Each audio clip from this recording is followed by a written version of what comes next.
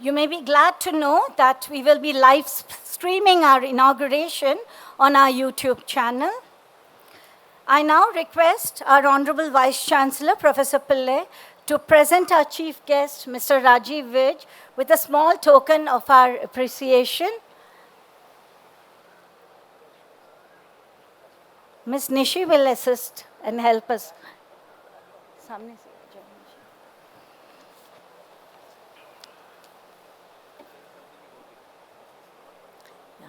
This is a handcrafted shawl.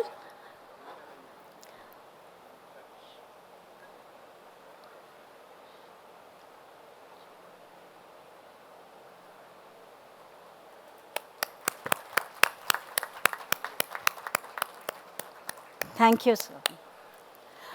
I'm pleased to introduce our Honorable Vice Chancellor of Somaiya Vidya University, Professor Pillai.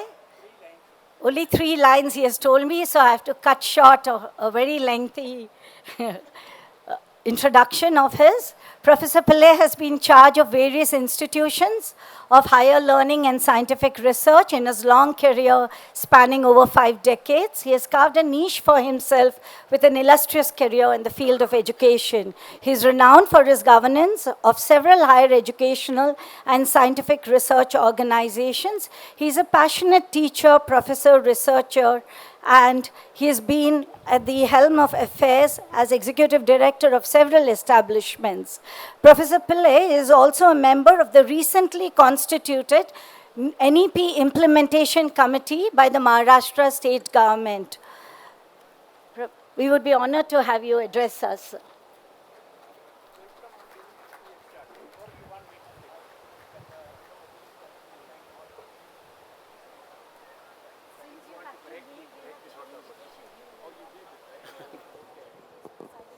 Honorable Chief Guest of the day, Mr. Rajiv Vij, Dr. Ramachandran, all my colleagues from the Institute of Management of the Somaiya Vidya University, dear students who are going to be the 40th batch or 40th or 41st batch of the MBA program of this institution, parents of the 23-25 students batch, other distinguished invitees. Let me, first of all, on behalf of the university and on behalf of, on my personal behalf, extend a warm welcome to the chief guest, Mr. Rajiv Vij, for accepting our invitation to come over here and experience the ambience of this institution. Of course, today he is going to address you and advise the students, but I would definitely like to have him to maybe spend 2 or 3 days in maybe within the next few months to spend some time with the students and also the experience of the campus of the institution. I take this opportunity to congratulate the students who have got admission in this prestigious institution. Maybe I was expecting Dr. Ramachandran to speak first, but because of I am presiding over another meeting in National Education Policy in the next hall, I thought they gave me the freedom to speak first. There is no need of emphasizing the importance of management education globally and in a country like India particularly. Management education is doing extremely well, and there are also questions of quality and relevance of management education. Today morning in the informal interaction with Mr. Rajiv, he was mentioning that we are not going to teach you. We are probably trying to advise you how to learn. That is going to be the agenda of the management institution. If you just look at the purpose of education, we say that learning to know, learning to do, learning to learn, and learning to live together. These are the celebrated purpose of learning. Learning to do, learning to learn is very important in these 4 things. I would add yet another purpose of learning to unlearn, because you are all postgraduate students. You have learned a lot of things. We are all educated. We have learned a lot of things. And when we get a degree, when we are a graduate, we should not think that that is the end of education. That is the end of learning. It is only the beginning of learning only. And only a person who can unlearn things can learn new things. Unlearning is nothing but throwing away prejudices. And an educated person should be able to throw away prejudices and learn, look at the world in an open way, and then try to immerse himself or herself in the vast universe, and then try to gather knowledge. So throwing away prejudice is very important. This is whenever I address a convocation, whenever I address the students, I used to emphasize the importance of unlearning. So throw away your prejudices. Of course, we have all learned a lot of things. We have mastered. We have got a specific expertise in specific areas. But that is not the end of the education. This is only a beginning. I used to say as a teacher, whatever you are going to learn, it is only a text of education, T-E-X-T, text of education. And this text of knowledge and skills need to be applied to the society in a very contextualized way.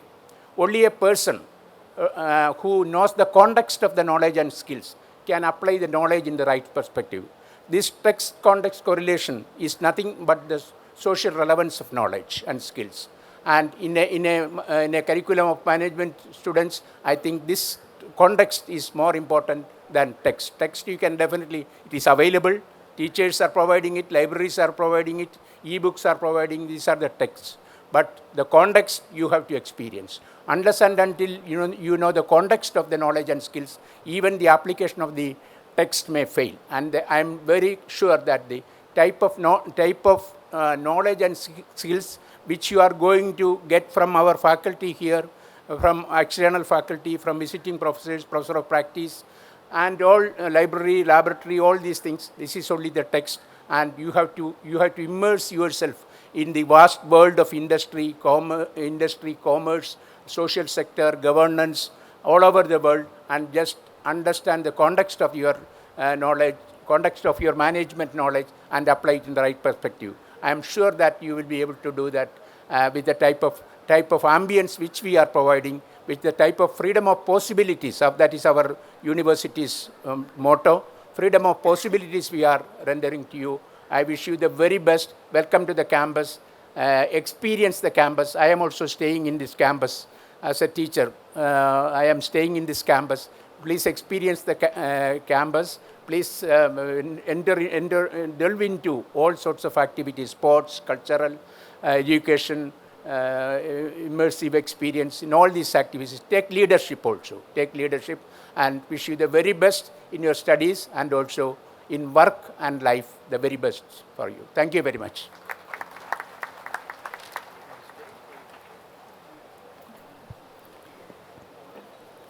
Thank you, sir, for your encouraging words and advice and guiding the students to apply the context of the knowledge that they derive into life and the opportunities that will be created for them. Thank you so much. Moving on, it's a moment of extreme pleasure to introduce the illustrious director of KJ Somaiya Institute of Management Studies, Dr. Raman Ramachandran. Additionally, he is also the Dean of Faculty of Management Studies at Somaiya Vidya Vihar University. Dr. Raman has successfully led several organizations. They will get to know me anyway, right? But I need to introduce you. Has successfully led several organizations and businesses across South Asia and Asia Pacific. Dr. Raman has spent 22 years at BASF, a pioneer global chemical conglomerate. Here he has held several leadership positions that include Asia Pacific Business Head for BASF's agricultural products and Head of BASF South Asia. He became the chairman and managing director of BASF Limited in October 2013 and retired in March 2019. Dr. Raman subsequently joined PI Industries as MD and CEO. In December of 2021, he stepped down from the operational role, although he continues to serve on the board of PI Industries. He has a PhD in agriculture from the University of Adelaide, Australia. The early part of his career years was spent in academic research at international research centers such as ICIPE Kenya, IRRI Philippines, and University of Wisconsin-Madison. In 2021, Dr. Ramchandran, a stalwart in agrochemical industry, was awarded the Lifetime Achievement Award by the Chemical and Petrochemicals Group of FICCI. Additionally, Dr. Ramchandran is a certified coach who is passionate about organizational energy and leadership. He is also the recipient of Robert S. McNamara Fellow of the World Bank in 1990. I request our director, Dr. Raman Ramchandran, to address the student. Yeah. Thank you very much, Geeta. Many of you will get to know me, so I was hoping that she can keep it short, but yeah. First of all, a distinguished guest, Rajiv Vij, being a guest and also a personal friend of mine, and also at one time helped me become a better leader. Our Vice Chancellor, Professor Pillai, I really thank you for taking the time. I know you are in the midst of very important meeting with other Vice Chancellors on NEP. It also shows how committed he is to the cause of KJ Somaya Institute of Management. The new students of the batch of 23-25, all the parents who have accompanied the new students here in the campus, faculty and staff of KJ SIM here. It's a great privilege to welcome all of you to this very impressive and very important inaugural ceremony in my capacity as the Dean and Director of this institute. Now this batch of 23-25, all the new students who have joined here, let me tell you that you're very special to me. I think we're going to, because you are the first batch who has joined after I assumed this role of the director. So our relationship is going to be very unique, perhaps probably something similar to the relationship that a father has with the first progeny or first child that he has in his family. So I'm going to be looking at your progress with very, very special interest. Yeah. So as you start this new phase of your life in this beautiful campus here today, I want to actually acknowledge and also share with you the proud legacy of the founder of this institute, Padma Bhushan Sri Karamshi J. Somaya. Yeah. Today we are here because of his vision and his commitment to philanthropy and his commitment to the philosophy that knowledge alone liberates. Karamchi was an exceptional entrepreneur. He actually hailed from the Kutch region of Gujarat but moved to Mumbai in the late 20s. This is pre-independence days. And he tried his hand at several business enterprises, many of which actually failed. But due to fortuitous circumstances and his, kind of gut and determination, finally he succeeded in sugar business. And he succeeded enormously, and at what point of time he was called as the Sugar King of India. Now, he conducted the business ventures with an uncompromising attitude to values. And this is what I wanted to actually discuss, because more than ever, the world, the business world and enterprises in the world, India, requires business leaders with an uncompromising attitude to value system. So let me share one small anecdote which illustrates this uncompromising value, and I'm sure over the next couple of years you will, maybe even during the induction week, you will hear more of such, because we want to take inspiration from our founder and the commitment that he had. So Karamshi, when he started the sugar trading business, what he used to do was every day he would walk to 3 villages. Rain or shine, summer or winter, he would walk to 3 villages, because that's how business was done in those days. Remember, this is 1920s. There was no internet. There was not even train and buses that would get you into, not even proper roads, but you would walk and you would make contract with sugar merchants in each of those villages. So if you went to the first village, this was a hot summer day, he contracted, with one of the merchants, then he walked to the second village. And then he said, okay, this is my price, and shall we discuss? And the merchant said, Karamshi ji, maybe you're not aware, the prices have dropped by 25, by 4 annas. So if you're going to reduce your price by 4 annas, I'm more than happy to make this contract, otherwise I will not. Of course, Karamshi say, trusted this gentleman, and he said, of course, I will make this contract, and he made. And it was around noon time, so the merchant said, hey, by the way, where are you going now? Why don't you have your lunch and sleep here, and then towards the evening you can go wherever you want. Karamshiji said, no, I have to go back to the first village because I have contracted 4 annas more than what the prevailing price is, so I need to go and renegotiate and tell the merchant that I've charged him more. Now that's the kind of value system with which he conducted the business. Can you imagine this happening in today's world?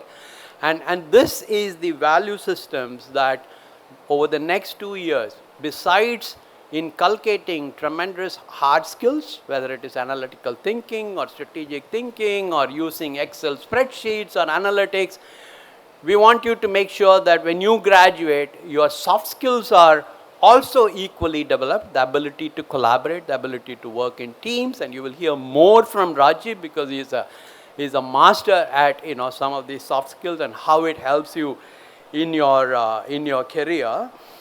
But more importantly, we want to also inculcate this deep commitment to values and the deep commitment to governance, because we believe that's what this institute should be known for, and we have to live the legacy of the founder who has really given us the privilege of being able to study in such a beautiful campus in the midst of Mumbai.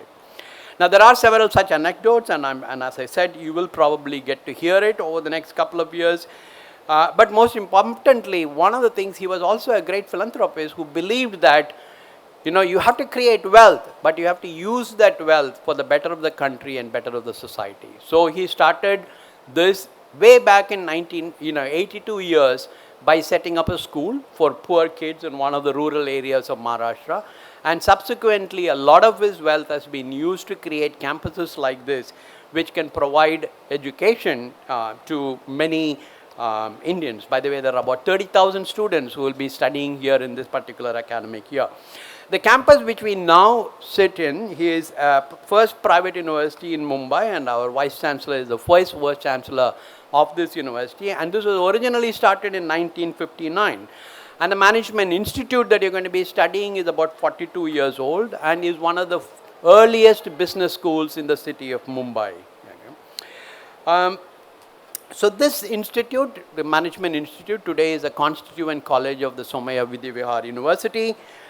We have a faculty strength of nearly 90 faculties who have excel in their academic achievements, but also come with a lot of them come with a very strong industry background, and you will get to know them personally over the next couple of years.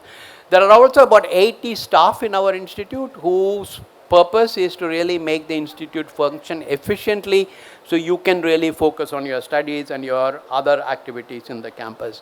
And as you walk around the campus, you will realize that it is not just Management Institute, there is an engineering college, there is a Institute of Design, there is an Institute of Dharma and Religious Studies, there is an Arts and Commerce College, besides the excellent world-class sporting facilities that you can see just outside as you walk outside of this.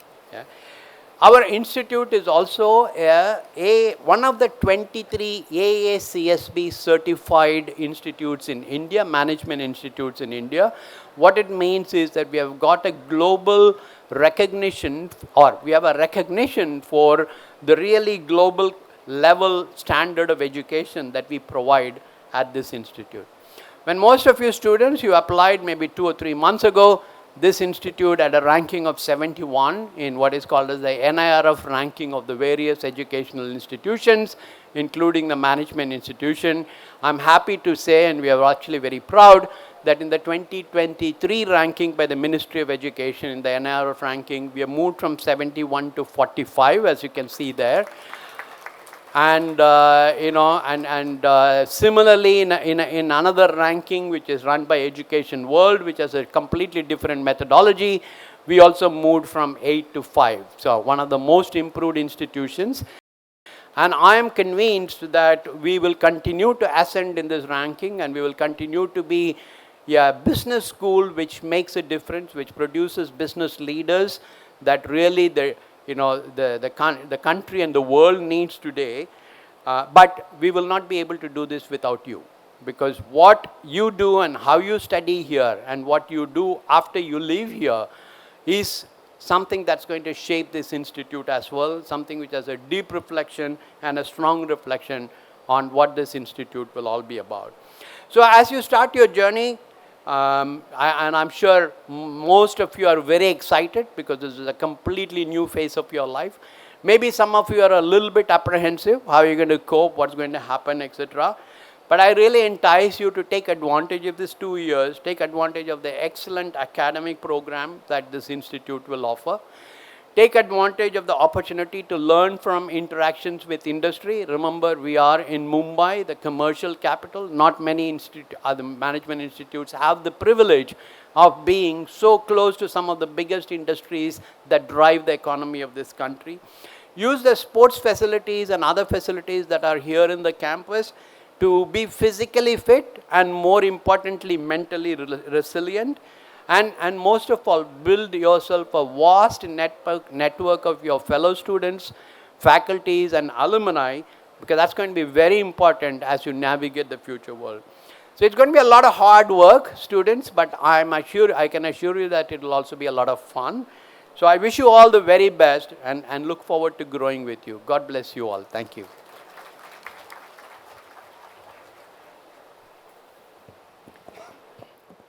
Thank you so much, Dr. Raman, for your valuable insights and for highlighting the importance of inculcating an uncompromising, valuable, committed value system.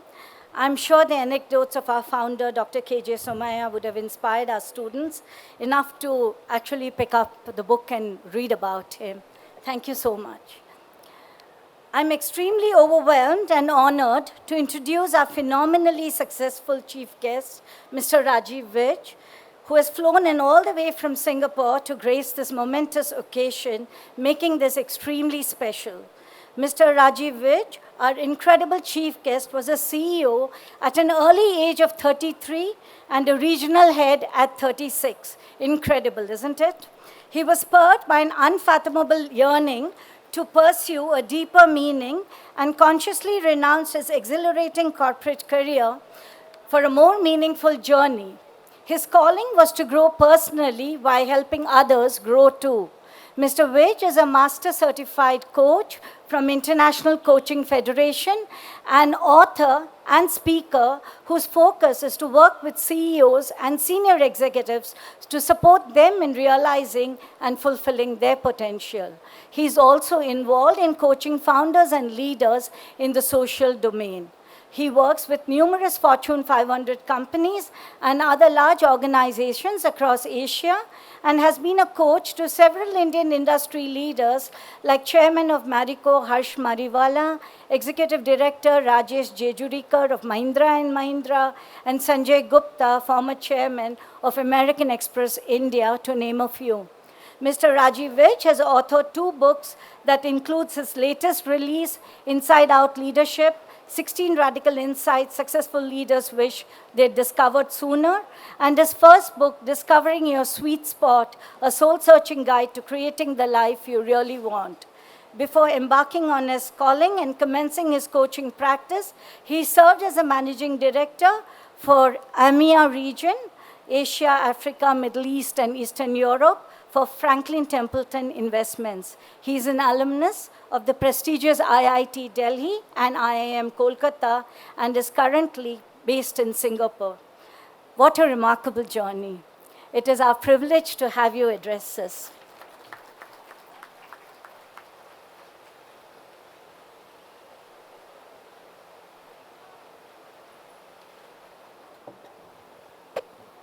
Many thanks, Professor, for that very kind introduction. Really appreciate it. And Vice Chancellor, Professor Pillai, Director, Dr. Raman, members of the faculty, all the parents who are here, and of course, the students of the MBA class of 2025.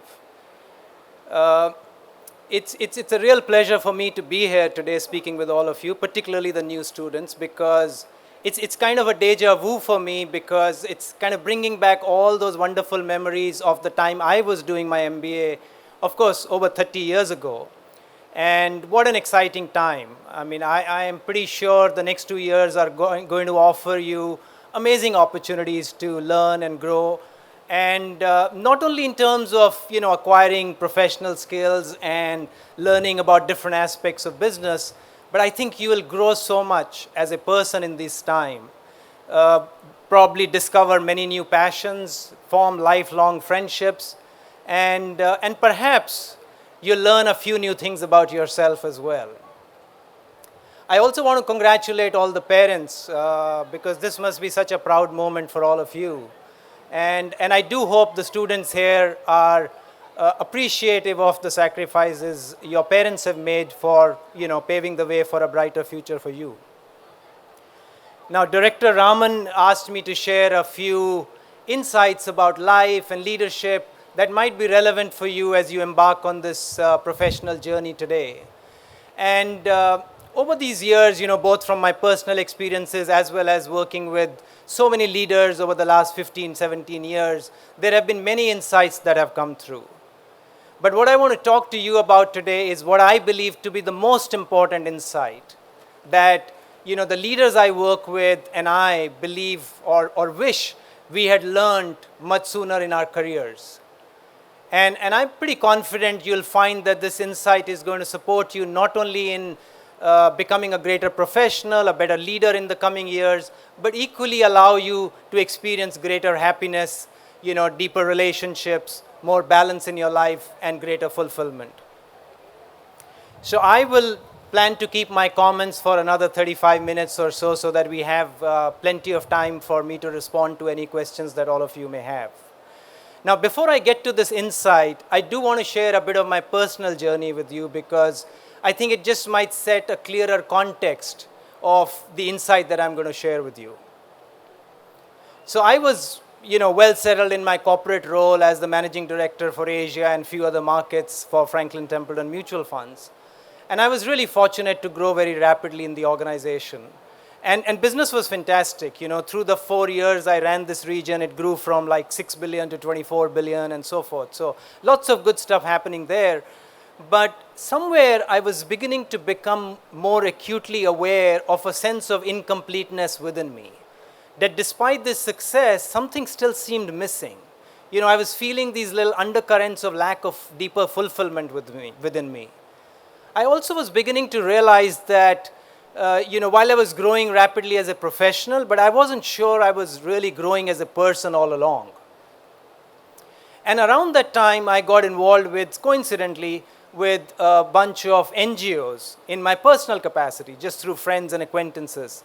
And just spending time with these folks really inspired me very differently. It really got me thinking, that this high-flying job that I have and jumping in and out of planes that I'm doing, kind of what difference does it make? Does my existence really matter?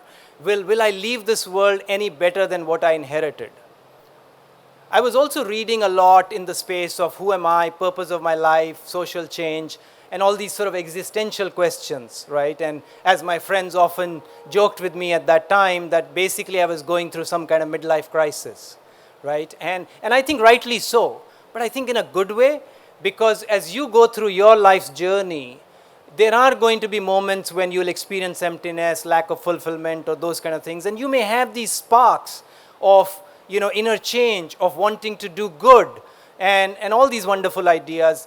But then comes Monday morning and we are so tempted to get sucked into our emails and the conference calls and the PowerPoint presentations and the spark's gone. For me, it won't go away. It just gnawed at me. I had also learned some meditation techniques way back now, 25 years, and found them really effective both in my personal capacity and even as a professional. But again, with the busy corporate life, traveling around the world, these were things that you love to do but don't end up doing enough of. But around that time, because I felt conflicted inside me, bit torn and confused, I revived it. Initially for half an hour, then for an hour. Wherever I was traveling around the world, I would find an hour to meditate every single day. Long story short, I think what was coming through to me was, while work was terribly exciting, but the joy of being involved in two things. One, of working on myself, on my own personal and spiritual growth, and secondly, helping others And I was getting a flavor of that through some of these NGOs that I was getting involved with, was just giving me a very different high. And that started a hobby horse in my head that I wish I can create a life which really revolves around these two themes. Where I'm constantly working on myself, on my own inner personal growth, and actively helping others in a significant way. And there were many ideas floating around in my head. Should I start an NGO? Should I introduce holistic leadership to organizations, get into wellness? Many ideas. But somewhere in that research, I came across this field of life coaching. And as I started to learn more about it, it just fired my imagination. It was like, wow, this is it. This is what I was meant to do in this lifetime. Everything else so far was simply a preparation for me, for this. And it's like I found my calling. I'm a left brain, analytical, engineer by background kind of a person, but this was a call from the heart. And as that whole idea started getting crystallized, I couldn't hold myself back. Then it wasn't one day in the future or a few more years and I'll be financially more secure and things like that. And with a young family in tow, I was ready to go. And that's how this journey started 17 years ago for me. And fast forward today, all I can say is I just feel blessed every single day. This whole change has been so wonderful for me. Professionally, what really started as a vocation, right, as a passion that I had. At that time, nobody talked about, coaching in this part of the world, has become a successful business practice. But more importantly, when the leaders I work with, come back and share the significant positive changes that they've experienced in their professional or personal lives, it's hugely rewarding and deeply fulfilling. I also keep about 15% of my coaching hours to coach leaders of the social sector.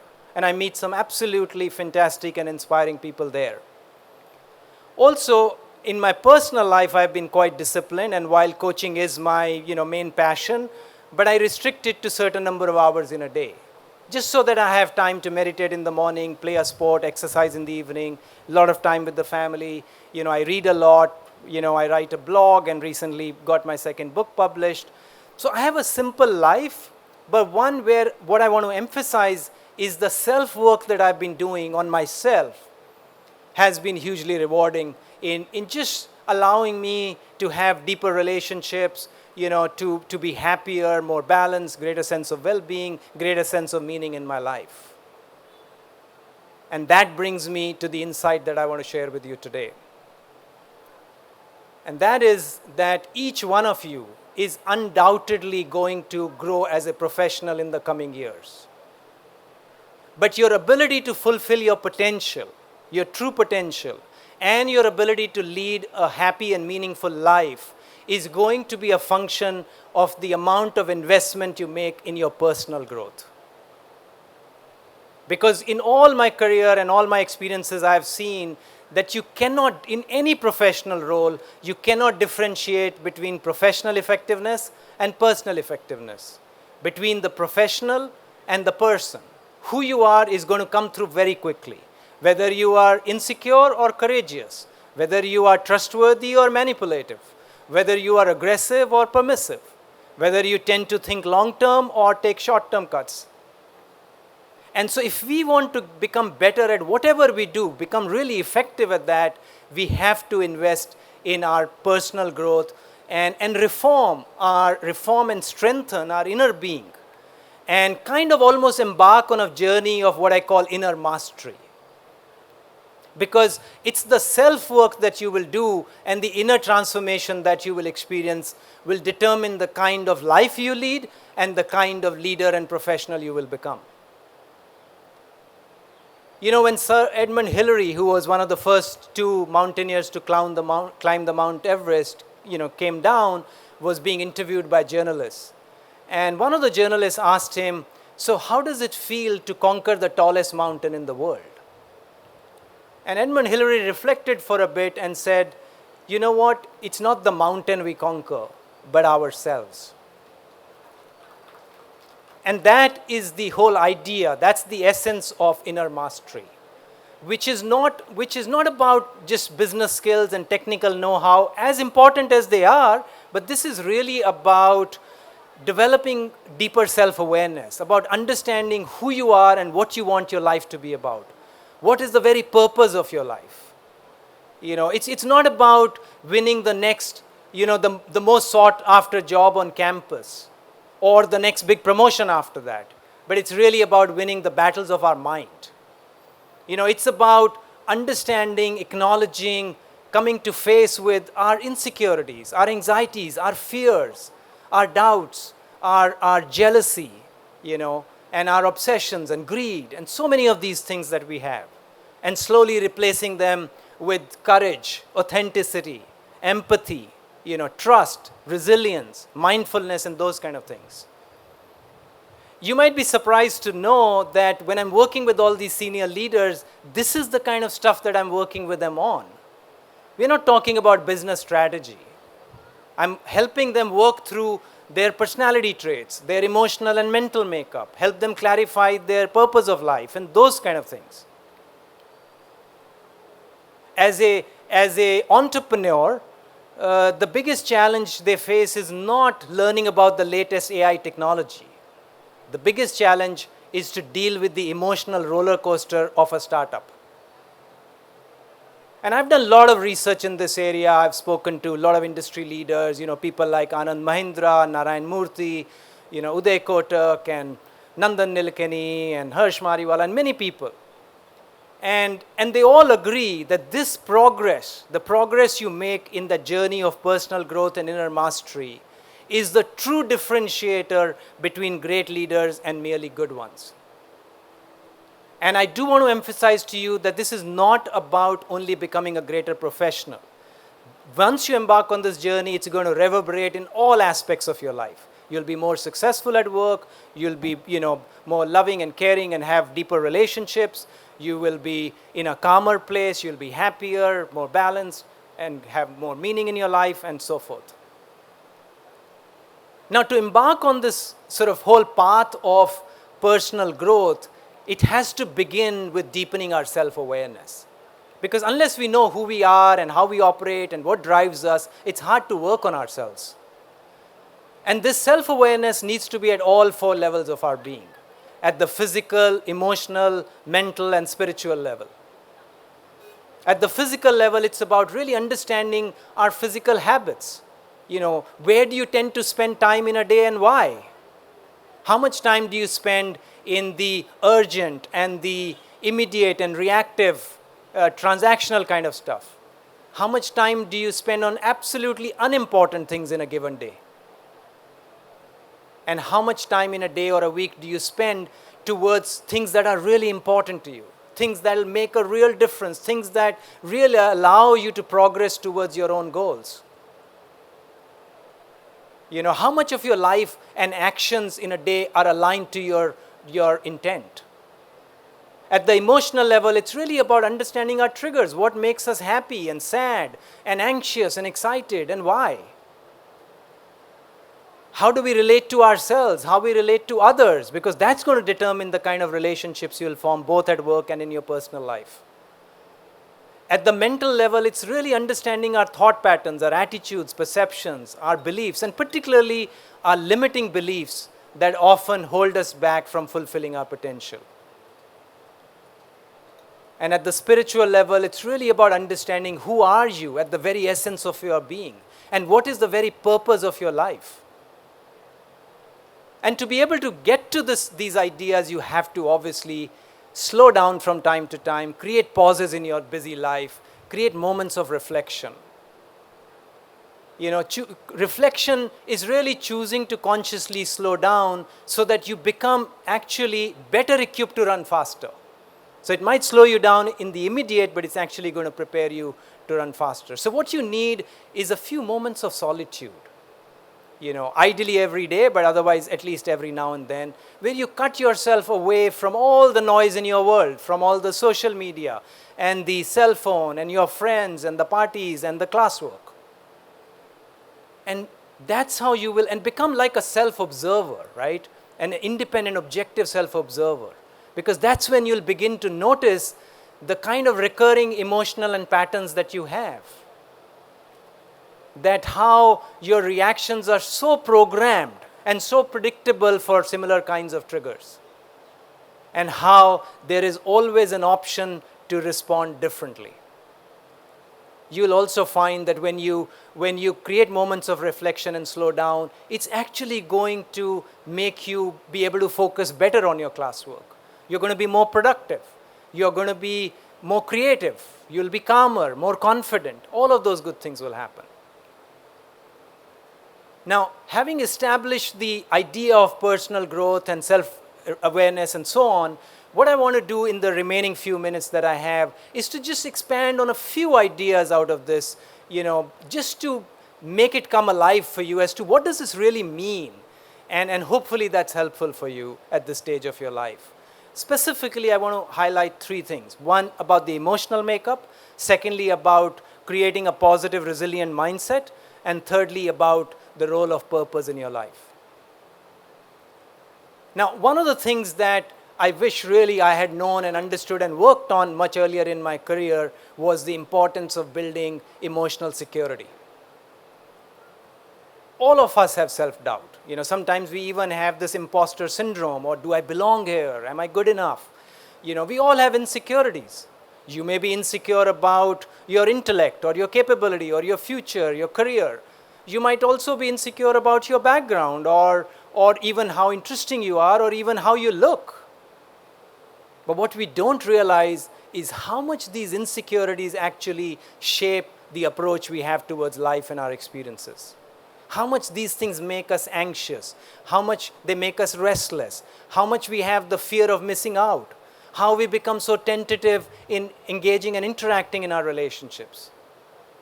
And all this while, we are subconsciously actually trying to deal with these insecurities. And how?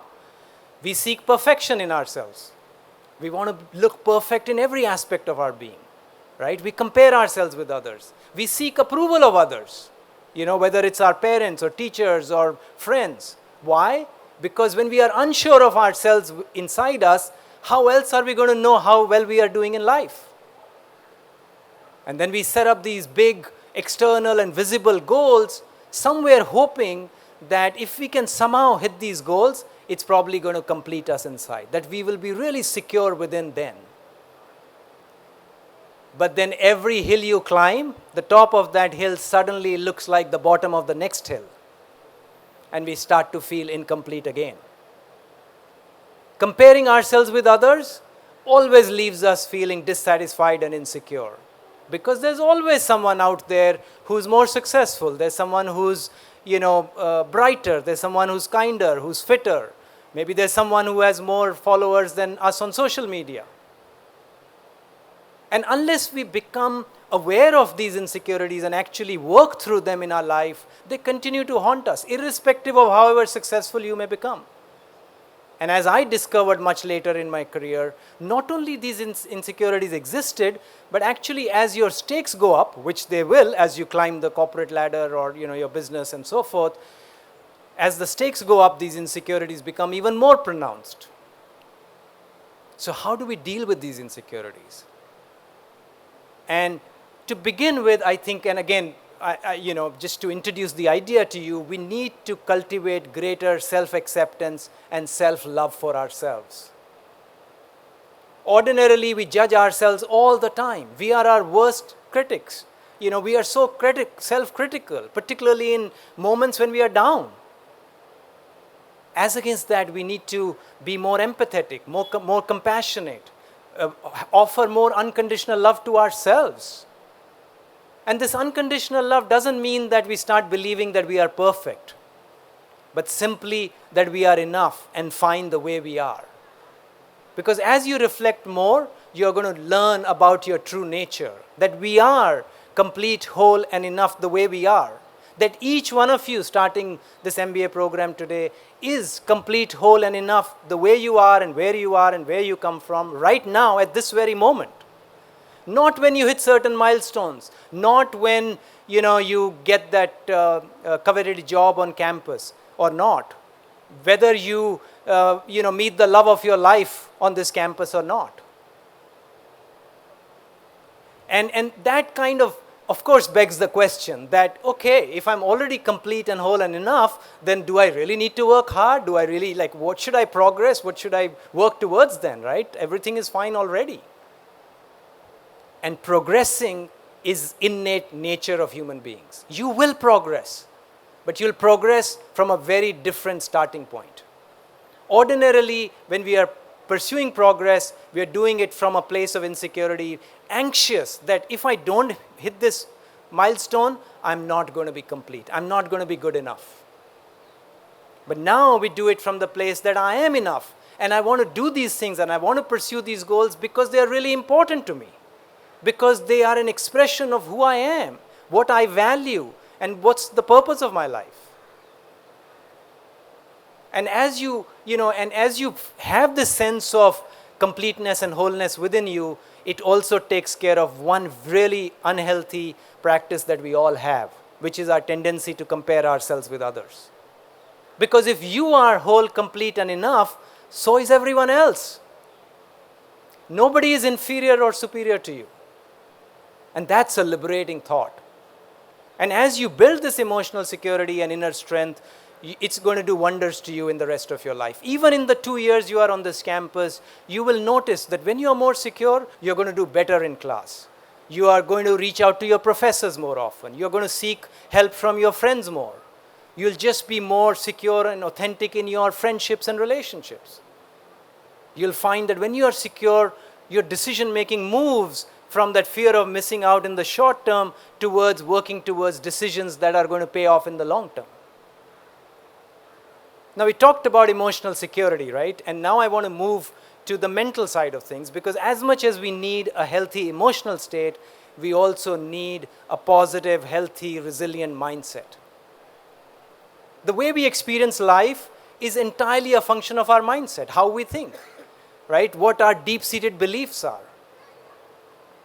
All our habits and behavior is nothing but repetitive actions, right? You keep going to the gym regularly, that becomes your habit or your behavior. But where do our actions come from? And they come from our thoughts and feelings. How you think and how you feel is how you're going to act. You know, depending, if you think a friend of yours let you down, you're going to act with them in a certain way. Depending on whether you are feeling really confident and well prepared or nervous before a presentation is going to determine how you show up in your class. So how we think and how we feel is how we act. But the question is, where do the thoughts and feelings come from? And they come from our deep-seated beliefs. So if you want to change your behavior, if you want to change your mindset, if you want to experience life more fully, you have to examine your deep-seated beliefs, particularly those ones that are coming in the way of that experience. And see if there are alternate beliefs that are worthy of embracing. Give you an example. So, pick any setback, right? You did poorly in some class, your favorite class that really mattered to you, or you have a heartbreak on campus, or let's say you don't get the most aspirational job for you on campus, right? Significant setback. And what are we going to feel? We're going to feel dejected. We are going to feel low, sad, maybe angry, frustrated. Some of us will get upset with others. Some of us will withdraw into ourselves and not talk to anybody else, and so on. So a bunch of different feelings and behaviors will come from that event. But what's going on in the beliefs here? What are some of the potential beliefs that might be making us feel and behave this way? Just hypothetically, one belief could be that this is going to affect my career a lot, that I'm not going to be as successful in the future as I thought, or I'm going to look poorly amongst my peers, or I'll never be able to catch up with my peers now in the future because I didn't get the right job. Or in a most exaggerated way, it could even be that my life will never be the same again. And we can have all these beliefs somewhere lurking around in our system, that my life's trajectory is changed forever. As against that, what could be some alternate beliefs that you could consider? You could have a belief that, as long as I continue to work hard, have the right attitude, right work ethic, and learn the right skills, I'm going to have a successful career. No question about it, irrespective of what my first job is. You could also have a belief, which I'm sure you've seen, many sports personalities, whether it's a Nadal or MS Dhoni or someone like that, who would say this setback is all right because now it's going to make me stronger and, fitter, more determined, and more resilient. As someone said, what doesn't kill you only makes you stronger. But we have to have that belief. We could also have a belief, and this is quite important, that no single event, very positive or very negative, pleasant or unpleasant, no single event generally has the power to alter our life's trajectory. Even though in that moment it seems so. Because in that moment our horizon is very limited and everything seems larger than it is. But over a period of time, the importance of any one event fades away. And what matters is what you are doing regularly, day in, day out, week in, week out. And once you have these beliefs, suddenly not only how you feel, but how you're going to behave now is going to be very different. Maybe give you one more example. So some of us may have what I call a permissive personality, right? To my mind, most people in the world tend to be either aggressive or permissive. There are very few people who tend to be in the middle, which is kind of assertive and calm and authentic. And permissive here being defined as a personality, and maybe you see that in yourself or a friend or a family member, is someone who tends to be reserved, avoids confrontation, likes to conform, finds it difficult to say no. For them, harmony in a relationship is far more important than expressing their true thoughts and feelings. And what is the behavioral advice we would give a friend like that? Oh, you should speak up more, you should be more confident. And yeah, they will try and it'll help, but not nearly enough till they change their beliefs. And what's going on with the belief here? As humans, it's our primal need to be loved. We all want to be loved and liked. And in our formative years, whatever gets us our teachers and parents and friends' love and liking can become our imprint for what is going to work for us in the future. So for someone with this personality, potentially, one of the beliefs could be that only when I'm really nice to people, only when I don't challenge them, only when I say yes to them for their requests, will they like or love me. As against that, you could have a belief, firstly, that nobody can take advantage of me till I give them permission to. I could also have a belief which is so empowering that only when I love and respect myself, my time, my views, will others do so too. So the point I'm trying to make is that creating a healthy, resilient mindset is in your influence, is it in your control? It's just that we need to learn, whenever you're feeling conflicted, confused, stressed, any of those kind of situations, just step back and reflect on what are the underlying beliefs that might be making you feel that way. And you may have many of these situations even in your MBA experience. And then either with a friend or in future with a colleague or a family member, just sit down and explore what might be some of the alternate beliefs that might be healthy and might serve you better. Because sometimes we ourselves can't see those alternate beliefs. We believe in our current set of beliefs too strongly. And suddenly you can start to embrace those healthy beliefs. So I've talked about the importance of personal growth, self-awareness, moments of reflection, creating inner strength and emotional security, and the possibility of creating a healthy, resilient mindset. And that brings me to my last point, something that's perhaps the closest to me of them all, and that is the role of purpose. In the last few decades, we have seen unprecedented economic growth in this world. In just the second half of the 20th century, right, last 50 years of the 20th century, the world GDP was more than 10 times the cumulative GDP of the previous 19 and a half centuries. absolutely staggering. But the question is, as a society, are we necessarily happier? Because we've learned to define our progress only by these external and visible measures of success. You know, the job title you have and the valuation of your business or the size of your house or car or what have you. And what we fail to measure is our inner state of being. We fail to measure how happy are we from all these. And I have a happiness test on my website, by the way, which thousands of people have taken, and each one of you is most welcome to do that test. It's free and takes less than 10 minutes. And I have all my clients, all these leaders I work with, take that test. And I can tell you that the happiness tests of various leaders are rather scattered, clearly proving something that we do intuitively know, and I'm sure it's been talked about in your family at some point or the other, but we sometimes don't live by, is that success alone does not automatically bring us happiness. And one of the reasons for that is we lack clarity of purpose in our life and work. Success without purpose is not going to give us meaning or deeper happiness.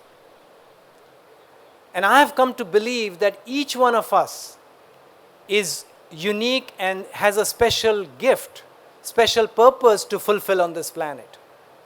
But will you take the time to discover it in yourselves? Or like everyone else, just metaphorically speaking, keep running on the treadmill of popular activity and perhaps running really hard, but not necessarily getting anywhere meaningful. And lack of meaning, give you another example of somebody driving a Honda City is constantly thinking about the person in Honda Civic. Not that the person in the Civic is any happier, because they are wondering when he or she is going to upgrade to the Honda Accord. So we are constantly living this poor inner life, constantly thinking about all the things we don't have, rather than be grateful for all the blessings we do.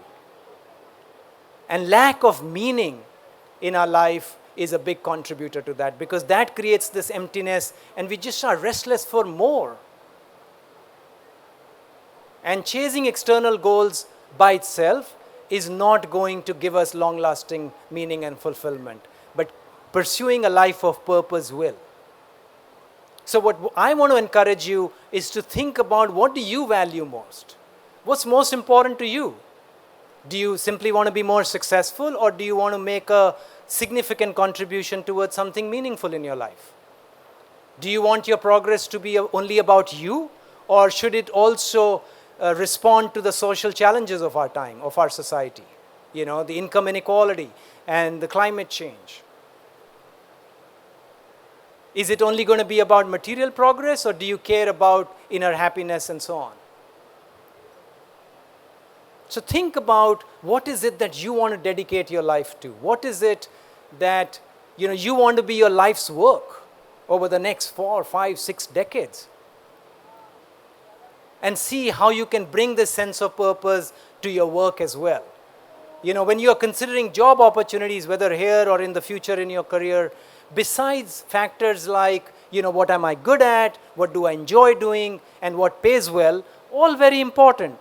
But also give consideration to, in what way will I, my job, or my organization make this world a better place? Some of you will go on to become entrepreneurs. Before you start your organization, give a thought to, in what way will your organization solve any social issues? In what way will you serve society? Because when we connect with these deeper sort of motivations, we are inspired in a whole another way. When we operate from this higher sense of purpose, we don't get caught up in these small and day-to-day issues that otherwise occupies our mind. And if you can create a life of purpose, both you and the world around you is going to be so much better for it. And those are the comments I wanted to share with you today. You know, it's such an exciting time for you, so much hope and possibilities, really. I mean, your life can take one of so many tracks that are possible and open to you today. And as you explore those possibilities, I wanted my talk to be simply an invitation to you to consider the value of investing in your personal growth, deepening self-awareness, creating moments of reflection, you know, strengthening your emotional and mental makeup, and living a purposeful life. Thank you.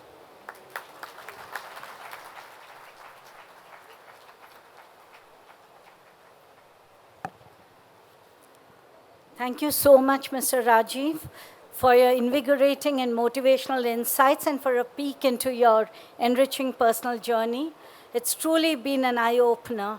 Your thoughts on inner realization, identification of true potential and purpose, inner mastery, and investment for personal growth are all lessons learned by all of us in the audience. And I'm sure our students will pause and reflect and adopt a positive, resilient mindset. I mean, for sharing this wonderful pearls of wisdom, I'm sure we are all going to start rethinking the way we have lived. And now the floor is open for questions. I think all our students, the incoming batch, must make use of this opportunity and shoot your questions to our chief guest.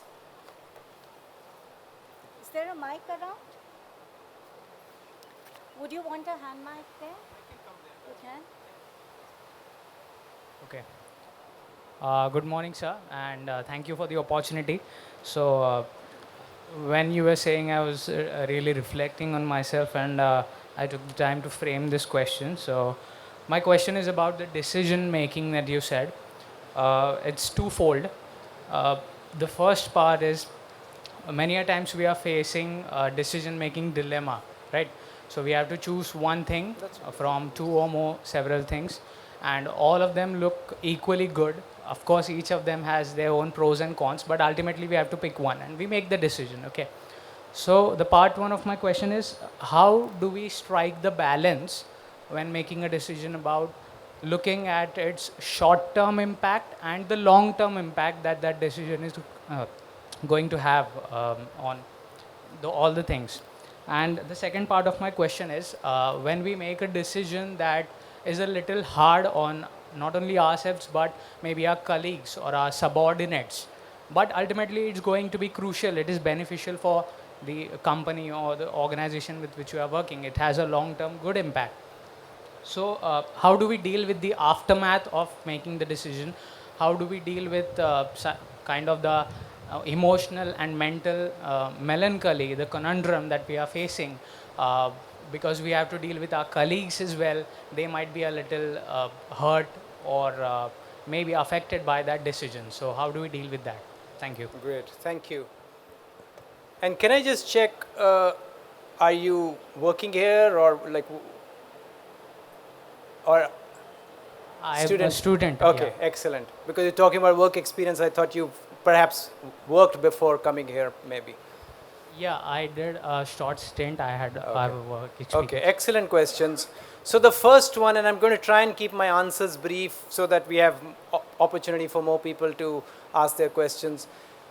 I think, you know, again, you start from the North Star when you're trying to make decisions. And what is the North Star? And that's the purpose. Because the purpose is the umbrella of everything else. All our goals and criteria and priorities and everything is subsumed by our purpose. So the number thing I would go to whenever I'm in a dilemma is which of these options is going to serve me, allow me to serve my purpose better. And that often is actually quite revealing. The answer is quite simple.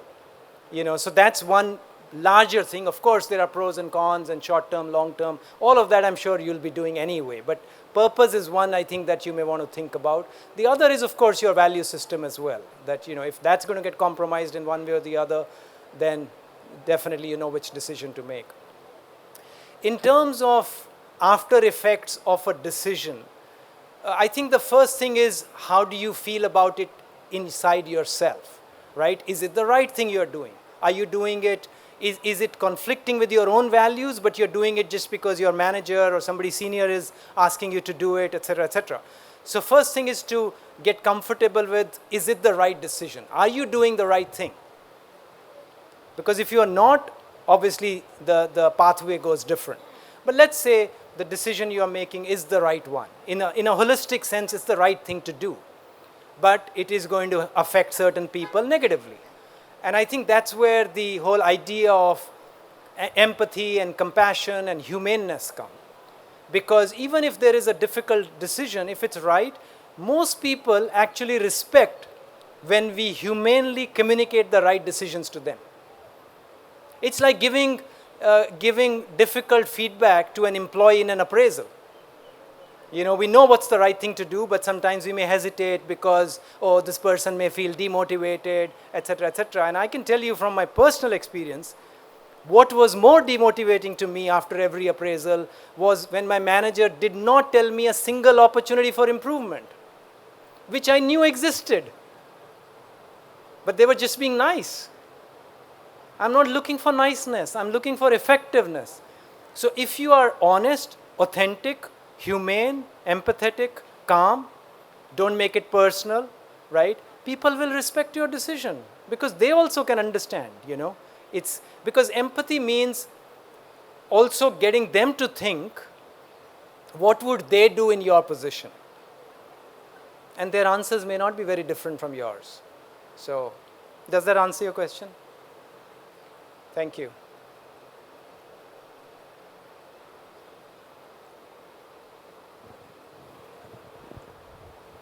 Good afternoon. My name is Ali. I had a question regarding the belief system that you have, the deep-seated ones in our head.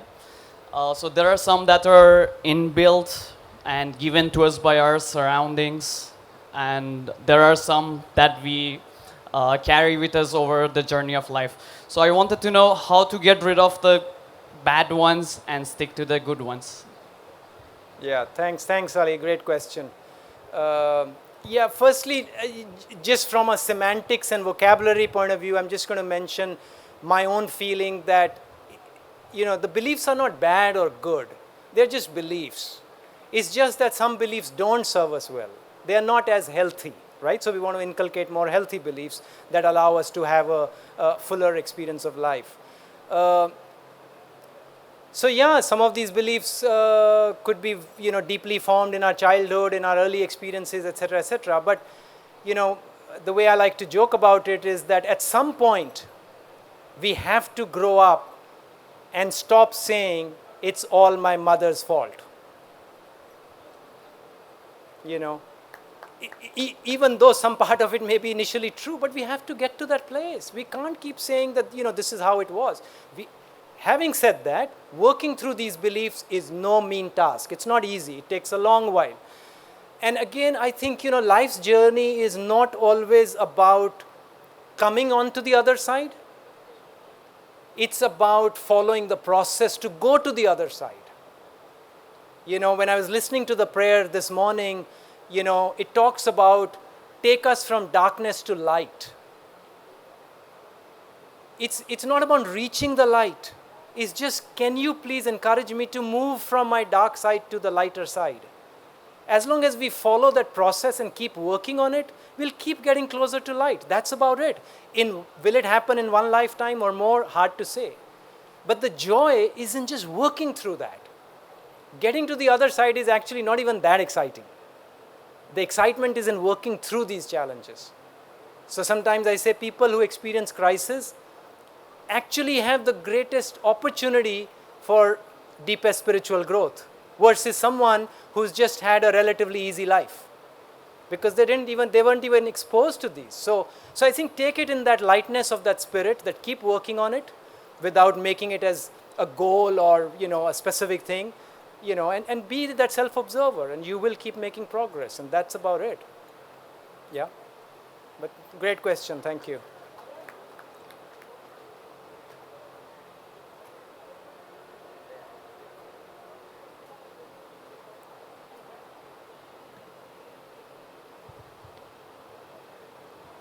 Hello, sir. This is Anubhav. Sir, I wanted to know that when you were going into IIM Calcutta, which is a really good college, what was it that you wanted to learn, and were you right in setting that as your priority? And as freshers, what is it that we should seek from this university in this degree? Yeah, great question. Yeah, it's all good to talk about what my learnings are today, but what was it in that moment? Um so, I firstly wasn't a particularly bright student in IIT. And the reason for that was in my first year, I figured I don't want to become an engineer. But in those days, it was hard to walk away, right? So I continued and did well and like managed to, do okay. But sort of when I landed up at my MBA institute, I was really fired up to do well because I knew I want to get into, marketing and so forth. And that was kind of my passion at that time. So I was very driven, very motivated. But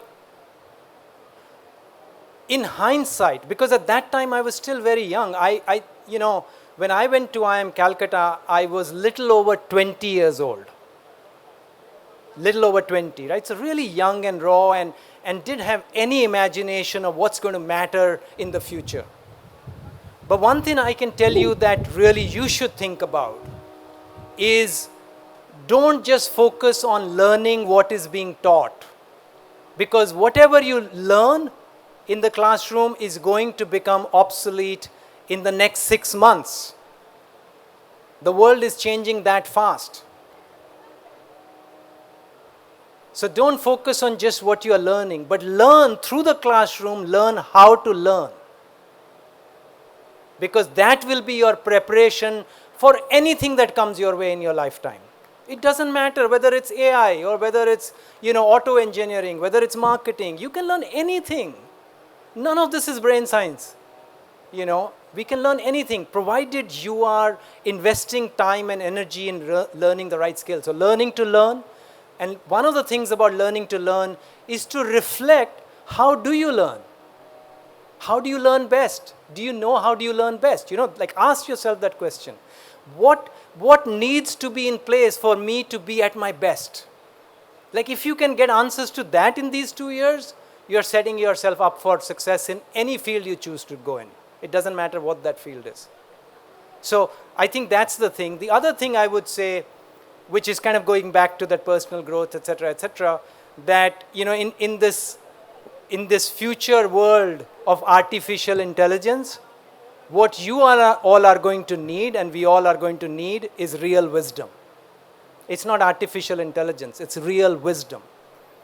And some of this will come your way anyway, because living in a hostel away from the family in this beautiful campus and dealing with all the challenges, sometimes doing well, sometimes not doing well, forming friendships, sometimes having little tiffs, whatever, all that stuff is part of that growth. That tussle is going to grow you to find your own answers. The difference I'm trying to share with you that I didn't do at all, I didn't reflect in those 2 years. I didn't focus on learning to learn. I didn't, spend moments figuring out, what are my most important values? What's most purposeful? I didn't do that. I was just fortunate to, go from one thing to the other, and some success came my way and so on and so forth, but it could have well gone any other way either. So I think those are some of the things that you want to focus on to get the most out of, and it's not limited to classroom. If you want to become a leader, it's the experiences that you will gain outside the classroom that will determine your leadership skills. Whether it's organizing events, whether it is, being in a athletic team, whether being captain of something, whether it's pursuing a music band, or whatever your passions and how you interact, because that's where you learn how to interact with people, sometimes people who are very different to you. That's where the real learning will come, which will help you and keep you in good stead. So, long answer to your question, but excellent question. Thanks.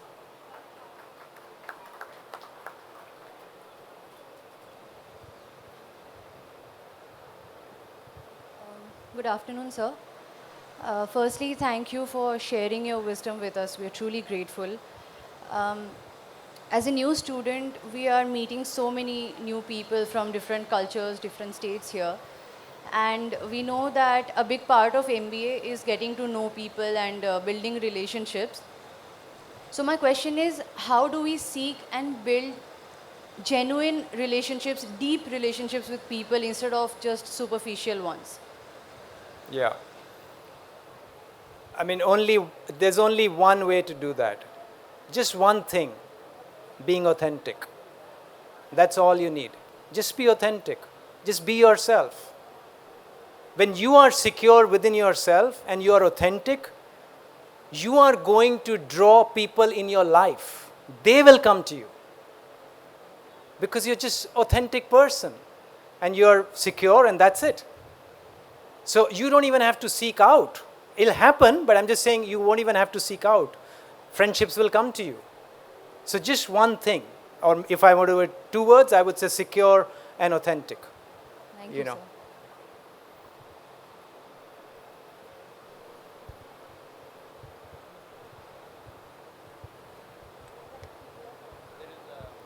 Hi, sir. It was deeply insightful to listen to you. My question is that we're usually so focused about on the conversations we're having with other people. Like you said, we have people-pleasing tendencies. So how do we improve the conversations we are having with ourselves, and how important is the self-talk? Yeah, great question. Absolutely. And that is to the very heart of what, I wanted to communicate, which is the way we relate to others is directly a function of the way we relate to ourselves. We all judge others, right? Oh, this person is careless, or this person is, not so good friend, he or she's like that. And all of that judging is going on all the time in our head. But where is that judging coming from? It's coming from the way we judge ourselves. And that's in our control. If we stop judging ourselves and simply accept ourselves, automatically that means that we are comfortable with the way we are, despite our flaws, despite our limitations. And if we learn to accept ourselves the way we are, by very nature of that act, we are going to get comfortable in accepting others the way they are. We are not going to be as judgmental. We recognize different people are different, and that's all right. It's really all right. We are all human beings trying to make sense of this life. So I think as you can invest time in that self-reflection. Now, one of the things, again, I would say that I have personally found very beneficial to do that self-reflection is mindfulness meditation. Right? I've been meditating for the last 25 years. And it's been so helpful for me. So if you know of a meditation technique, somebody in your family does, you are drawn to it, explore that.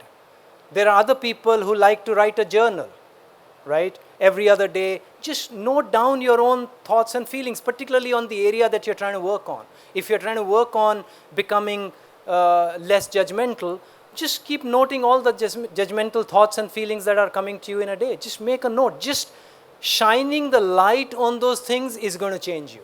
You don't even have to do a lot.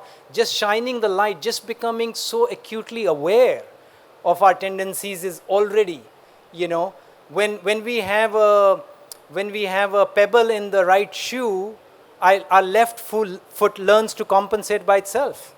We don't have to think that, oh, maybe I should put more pressure on my left foot. No, the body mind is super intelligent, but we just have to feed it with some of that awareness.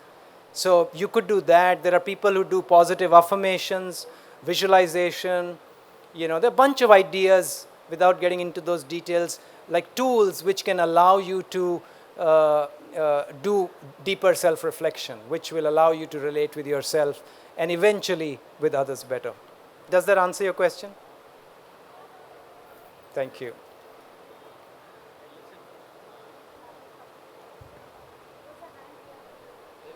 Somebody here who has been raising his hand for quite some time.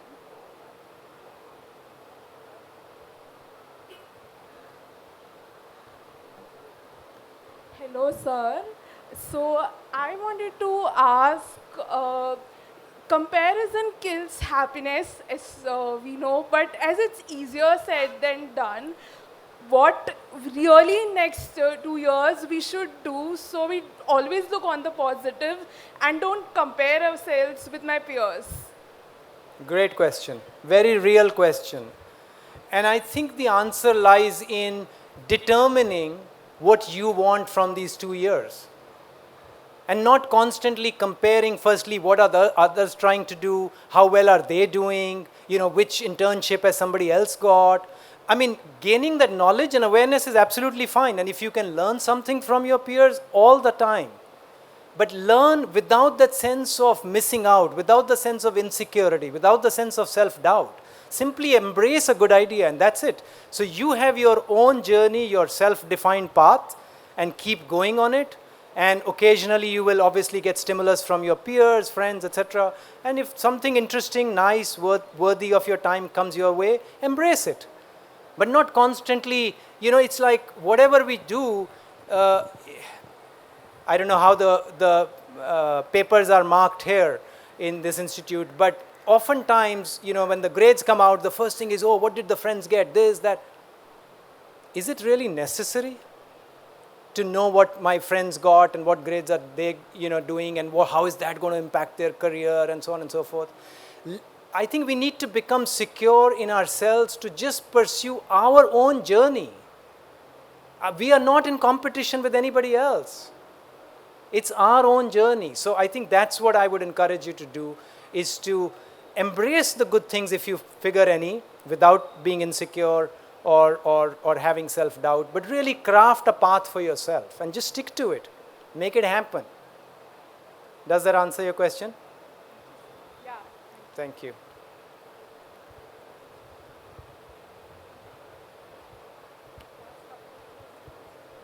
How much time do we have? Good afternoon, sir. Thank you, Raman, sir, for giving me the opportunity. And good afternoon, Raju, sir. I'm so glad that I could meet you today because you talked about a lot of things that I could relate to. So I actually have two questions. My first question is that you talked about purpose in life.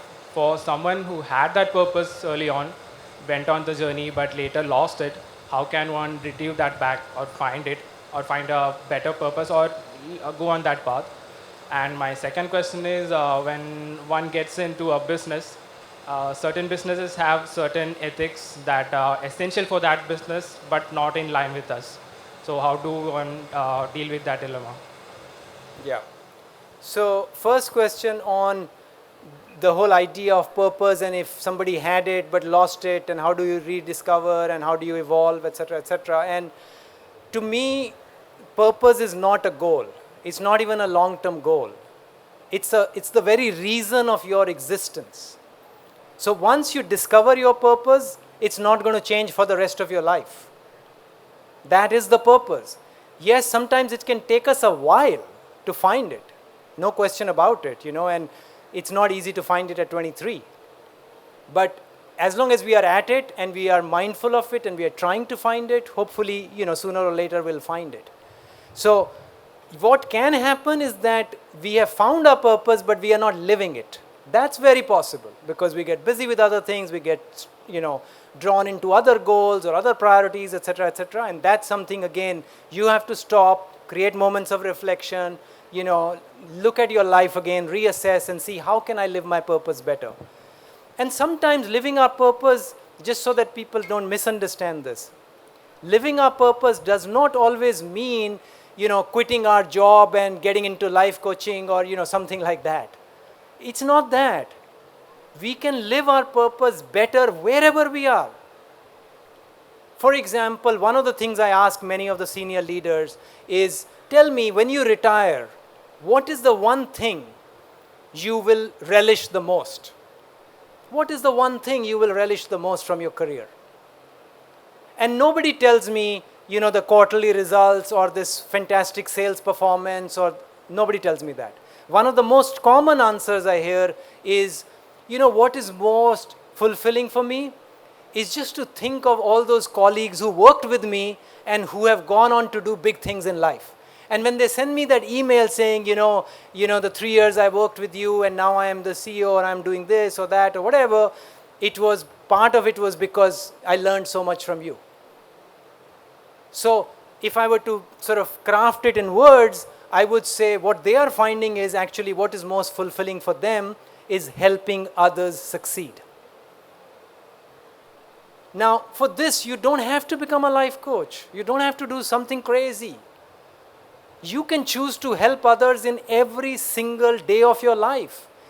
What I encourage those leaders to do is that as you walk into the office, ordinarily you're thinking about those targets and sales performance and this presentation and that meeting and this and that. Instead of that, just walk into the office thinking, in what way and who can I help succeed today? What can I do? Can I mentor a youngster? Can I spend some more time with this colleague of mine in my team who is struggling? Can I tap into the potential of this person who's doing really well and take them to a whole another level, etc., etc. Because that's what's going to fulfill us. But many a time we are not paying attention to those things. We're just busy running. So just to make sure that this purpose is not some alien idea of something that will appear one day and is dramatically going to change my life. It's a process. It's an approach that we can be more purposeful in whatever we do, more intentional in doing the things that give us meaning. Just very quickly, your second question around, if you are working in a place where the business requires certain ethical standards which are different from yours, I would say ask yourself that question. If you can sleep well, cutting those corners, maybe it's okay for you. So it's a personal conscience. It's not about what you should do. Ask yourself, your body and mind and soul, your heart knows the answer. You know what the right answer is. There is no question in my mind you know the right answer. You just have to ask it honestly and be willing to follow through on the answer you hear. That's all. You don't need anybody else to tell you. It's like, we talk about giving back and doing good for society and all of that. Don't do good to others because you should. Do good to others because you want to. Because when you work on yourself, you're going to do meaningful things, you will feel so fulfilled that cup will run over. You would want to help others.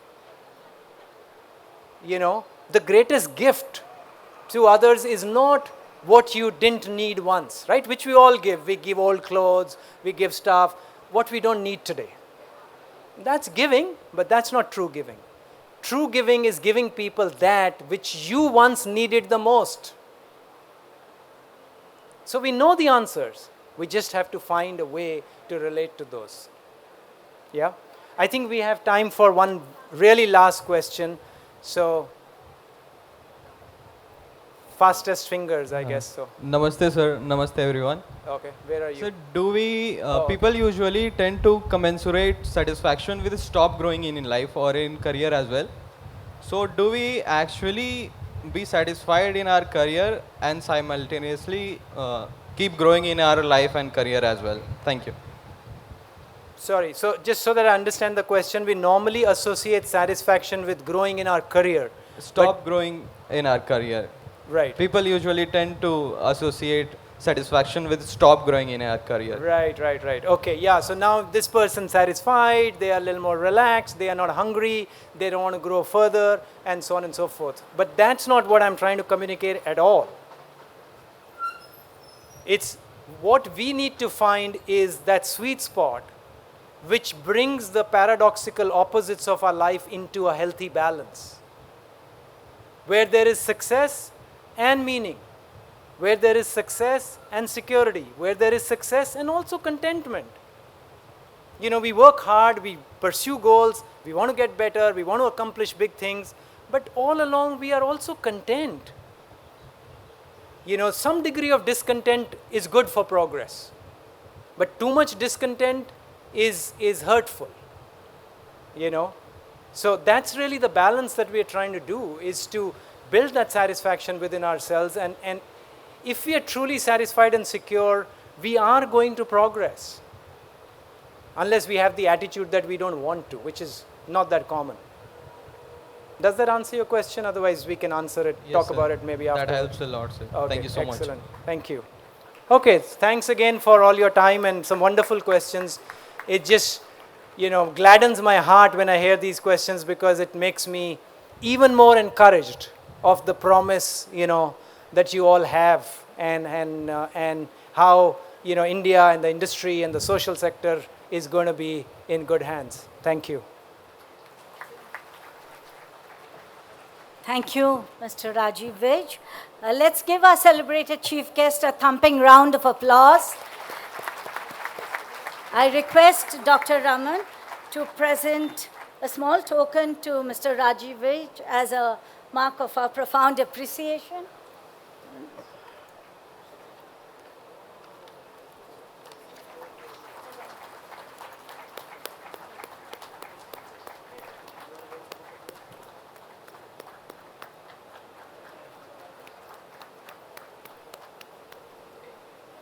Thank you. May I invite Dr. Sanjeevani Kumar to propose the vote of thanks?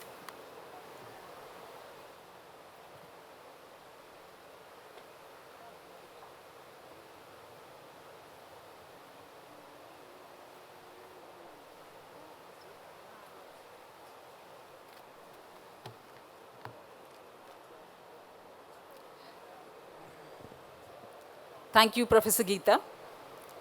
Respected dignitaries on the dais, chief guest of today's inaugural ceremony, Mr. Rajiv Vij, Director and Dean of KJ Somaya Institute of Management, Dr. Raman Ramachandran, faculty colleagues, staff members, incoming students, and my dear parents.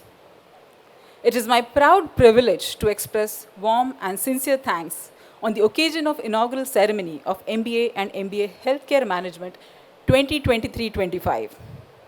Please join me in expressing deepest appreciation to our chief guest, Mr. Rajiv Vij, for traveling 3,000 miles and gracing the event, for sharing the golden pages of his life diary, and being guiding lamp to our young management students en route to discovering themselves, their purpose, ambition, and potential in the ocean of opportunities.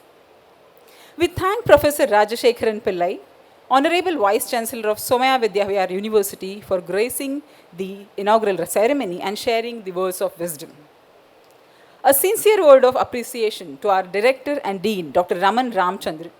Sir, we wish to express our gratitude for your constant encouragement and inspiring leadership. Your moral support, novel ideas, and guidance has made all this possible today. We are ever grateful to you. We would like to express our deepest sense of appreciation and thanks to faculty colleagues for their unwavering support. Professor Reena Mehta for reciting the campus prayer, and Professor Geeta Shashidharan for anchoring the ceremony with such grace. My dear parents, it is gratifying to see pride and joy on your face. You have added colors to the inaugural ceremony. It is your presence that has made this an extraordinary and memorable event. We also express our heartfelt appreciation to KJSM Admissions Office, staff members, IT Office, Office of Advancement, and all the people who worked behind the scene. It will take me too long to acknowledge all, but trust me, it is your dedication that we would pull off this ceremony in this beautifully decorated Gagi Plaza. This gratitude is to the backbone of our organization, housekeeping and support staff for their endless task.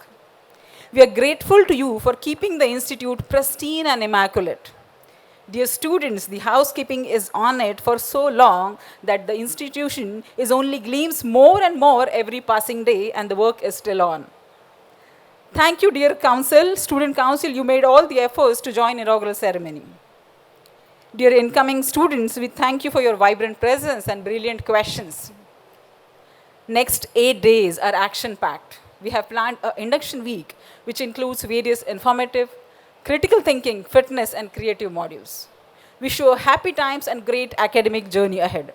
Thank you one and all for making this inaugural function a memorable and successful one.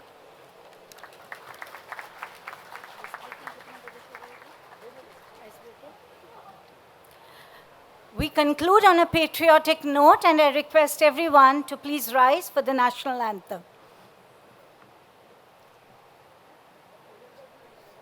जनगण मन अधिनायक जय हे भारत भाग्य विधाता। पंजाब सिंध गुजरात मराठा द्राविड उत्कल बंगा। विंध्य हिमाचल यमुना गंगा उच्चल जलधि तरंगा। तव शुभ नामे जागे तव शुभ आशीष मांगे। गाहे तव जय गाथा जन गण मंगलदायक जय हे भारत भाग्य विधाता। जय हे जय हे जय हे जय जय जय जय हे।